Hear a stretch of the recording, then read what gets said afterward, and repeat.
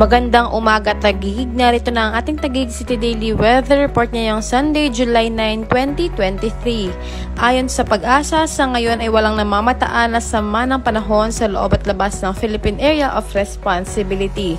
Samantala, ayon naman sa ating tower system, asahan ng mainit at maalinsang ang panahon na may bahagyang maulap hanggang sa maulap na kalangitan at posibilidad ng mga pag-ulan, pagkidlat, pagkulog, lalo na sa hapon na gabi dulot ng localized thunderstorms.